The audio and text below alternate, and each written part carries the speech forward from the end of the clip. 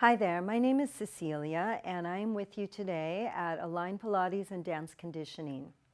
I would like to share with you today something that is not frequently spoken about but is so important in every movement that you do on a daily basis. It's extremely important in posture and just in controlling dynamic movement in general, and that is called gaze stability.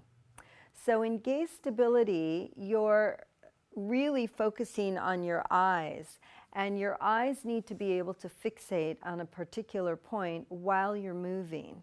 So the exercises I'm going to share with you today, there's just a few of them, are going to help you train gaze stability, and the other benefit, which is wonderful, is they are going to help you work the deep neck muscles, the muscles that help you hold the head up. Our head weighs anywhere from 10 to 12 pounds.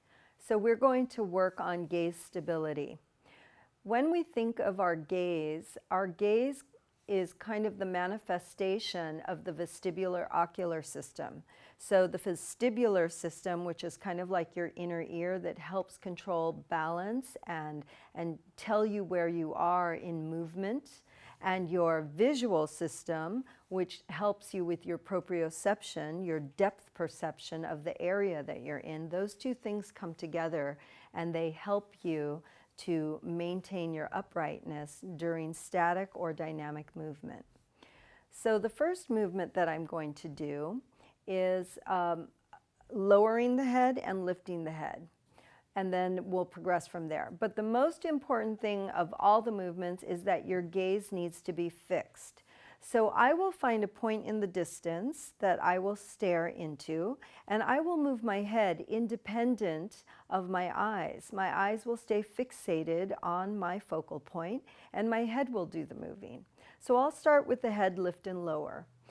Starting from a tall sit, lengthening through the crown of my head, getting as tall as I can. I want a lot of length through the neck. And from here, I start by bringing my chin down slowly. So my eyes will stay fixed on the point, and then I'll come back up. And then now my head will transition upward, but you're not cocking your head back so that the cervicals get compressed. You're simply lengthening through the jawline and then coming back. And then once again, going down, keeping my visual focus on my target while my head is moving, and then coming up. I'll just do one more, staring into the direct point ahead of me, and then bringing it all the way up. And then I'll come back to center. The next exercise I'll do will be turning the head from side to side. So this is one that's very interesting because you will probably notice when you try this exercise at home that it will be easier for you to maintain your gaze forward while you turn one direction versus the other. So I will start again, fixating my gaze straight ahead, and my head will turn to the left, eye staying fixed on the point, slowly passing through center, and then going to the right, staying fixated on my visual point. And once again, to the left, and coming forward, and to the right. We'll just do one more. You can do this by yourself at home, finding any fixed point. Just remember to sit up tall and to do your very best not to let your gaze go away from the point. That's the second exercise. The third exercise will be lateral flexion of the head and neck. So from here, I'm going to tip my head down with the goal of reaching my left ear towards my left shoulder, and then I'll come back. The other advantage to these exercises, which is really quite nice, is you get a wonderful stretch, a lengthening of muscles through the neck, which tend to tighten, especially if you sit all day long, especially if you work on a computer. For the younger generation, especially if they're texting all day long. So one more, I'll go to the left. So my goal is to get my ear towards my shoulder without raising my shoulders. Staying as long with the neck as possible. And then one more time to the right. And then I'll rest. So from here, the last one is a retraction. Now, I'm going to start sitting tall, staring at the gaze, and I will take my jaw, and it's really a translation movement where the jawline is moving back behind me.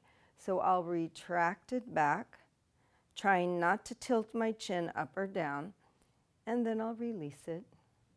So when you retract it back, you're going to hold it. You can hold it for a count of 2, 3, 4, and then just gently release it. You don't have to return to a forward jut with the head. The idea is that you want to strengthen the muscles in the neck. And then again, retracting it. And then releasing it. If you want to do this exercise with an elastic band, you'll simply put the band behind your head, hold it here, and then just retract your head back. And then release it. And those are the 4 exercises that I would highly recommend to strengthen the inner neck muscles. So you're thinking about the sternocleidomastoid, the big muscles here. These muscles can either flex the neck and head, they can extend it, they can rotate side to side, and they can also laterally flex.